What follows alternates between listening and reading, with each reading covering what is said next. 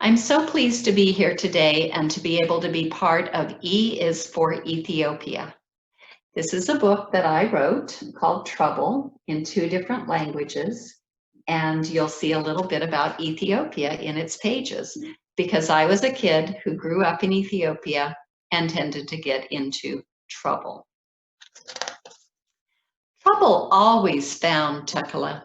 He didn't mean to get stung by poking a stick into a line of marching ants. He didn't mean to make dust fly onto the roasting coffee beans.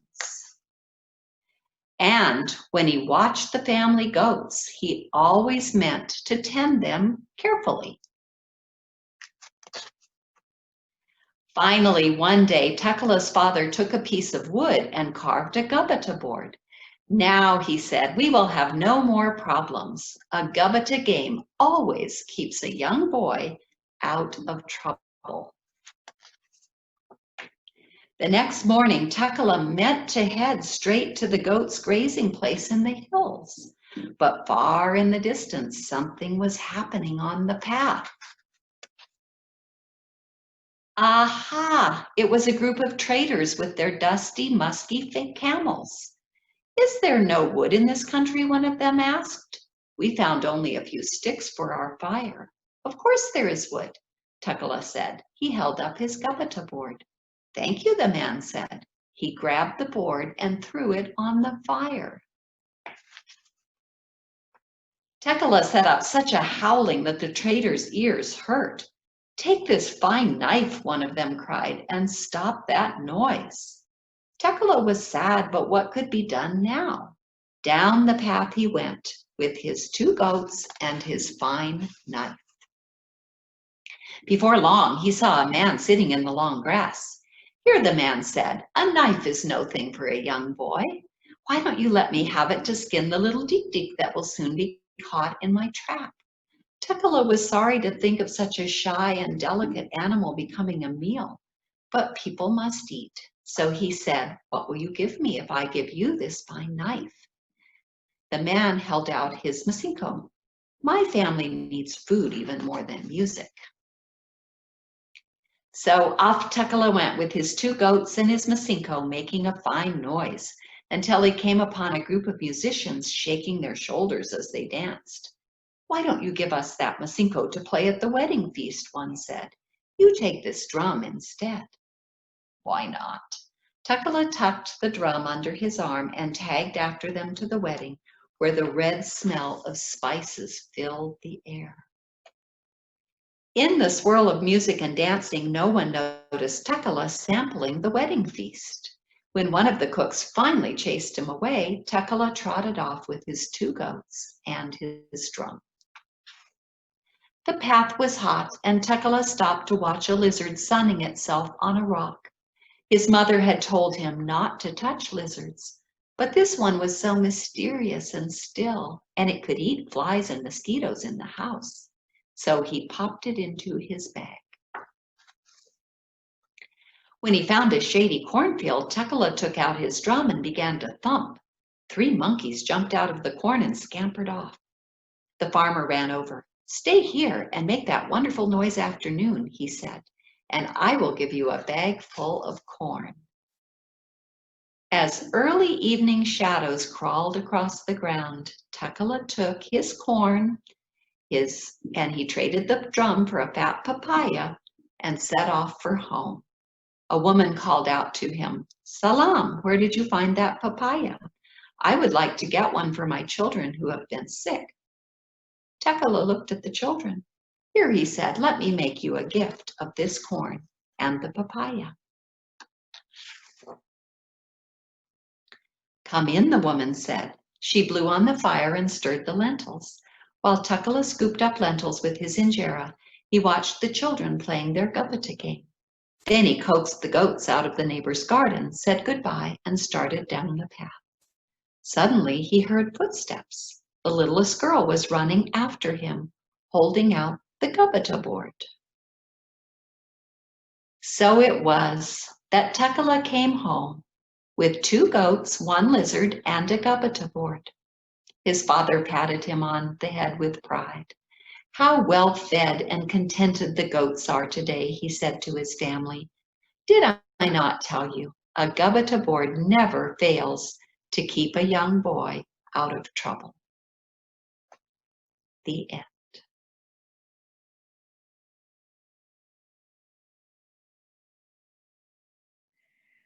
Hi there, I'm Jane Kurtz's sister, Caroline, and so I grew up in Ethiopia as well. I also went back to Ethiopia to work, and so I learned to speak Amharic fairly well. Of course, I have an American accent, but I also have been teaching myself to read Amharic.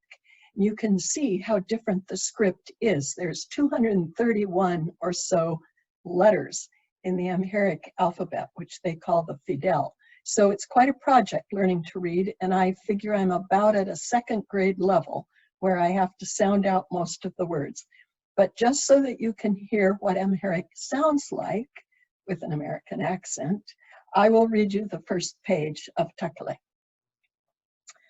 Takle hule chigir wust indigabano. Yane basalfia miguazutin gundanoch, be inchetsi nakaka, yinakasunyal below, alasabam number. Andem si chawet, yabonanao abwara, yamikosalo bunna wust yigabal below, fitsum altapicum. I'm happy to be able to explain a little bit about why I know about Ethiopia. There's lots of things I don't know about Ethiopia, but I've spent my whole life loving Ethiopia.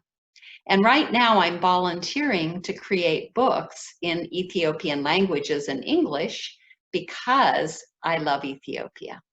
It started all the way back when I was a kid. I was born in Portland, Oregon.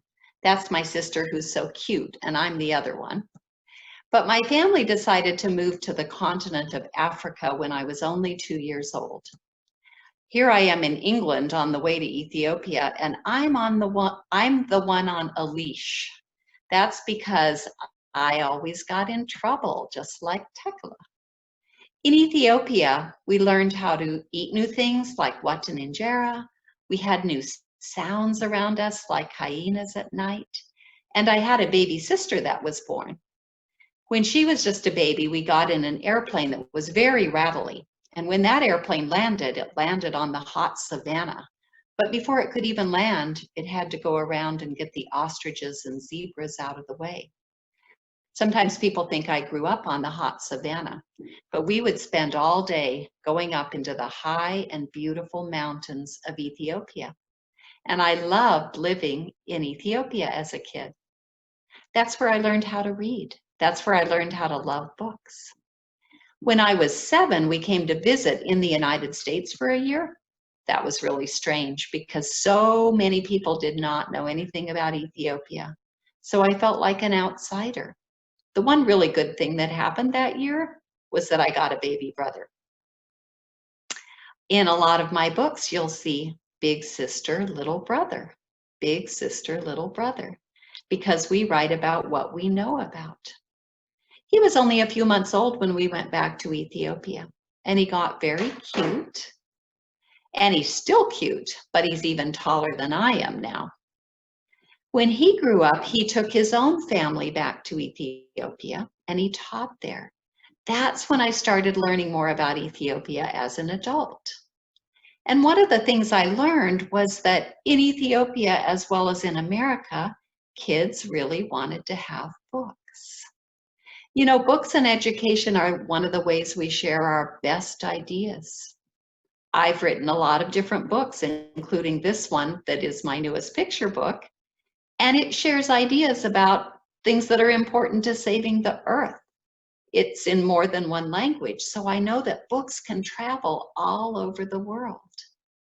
I don't know if there are ideas that you think are really powerful, but for me, one of those ideas is school. This little girl wouldn't have had a chance to go to school, except that her father was the foreman who helped build this school in rural Ethiopia. And I helped raise money for that school because I think school is so important. You know, when I was a kid, girls, my friends, didn't get a chance to go to school. So now when I visit Ethiopia, it's really thrilling to see girls as well as boys getting a chance to go to school. I've also helped plant a lot of libraries in Ethiopia. Some of them have a building, but some of them are out in the open, and I see hundreds of kids who want to gather and learn how to read, because it turns out that kids everywhere love books. We shipped lots and lots, hundreds of thousands of books in English so that kids would have something to read in Ethiopia. But I saw that kids really want to learn how to read in their own local language. My daughter and one of my sons learned how to read in their own language, and when they were in college, they decided to volunteer in Ethiopia. And my son ended up getting married to an Ethiopian woman who was working at the book center. So then I got a chance to visit and meet my first grandbaby. And I got to meet the other side of her family, my daughter-in-law Hewitt's family. And then pretty soon, she had a little brother. So that's another way that I've been learning about Ethiopia, through my daughter-in-law and through my grandkids. And through the whole time, we've been sharing books. So when I got an idea that I wanted to start a new project called Ready, Set, Go Books with local language books for Ethiopia, my granddaughter helped and my grandson helped, because that way they got to learn about their own Ethiopian heritage, even though right now they live in the United States. My daughter also helped. She's the one who did the illustrations for this book. It's been a family project. And I keep learning more and more about Ethiopia through these books. I've learned more about football or soccer. I've learned more about the coffee ceremony that people use every day to celebrate coffee. I've learned about the animals of Ethiopia. I've learned more about the cities of Ethiopia. I've learned about customs of Ethiopia, like how people wear their hair. I've learned about the important things that people are doing to plant new trees and try to save the earth in Ethiopia. I've learned about the history of Ethiopia, people that I really didn't know very much about until these Ethiopian authors and illustrators created their books. Through the whole thing, it's been super important and super helpful that there are Ethiopians and Americans working together on the team, both putting in what we know and what we love to create books. The Ready, Set, Go team has been working really hard. We have almost 100 books created now and available online in Amazon and also traveling to Ethiopia. It was really exciting to see Ethiopian kids reading the Ready, Set, Go books for the first time, to see how much they loved them, to see how much they liked seeing their own lives in the pages of books, to see adults sharing the books with kids, to see girls and boys loving the books and learning how to read better. So I'm really thrilled that you're learning a little bit more about Ethiopia through E is for Ethiopia. It's a way that you can help. It's a way that you can learn more about your world, and maybe someday you'll get a chance to share books or school with the whole world too.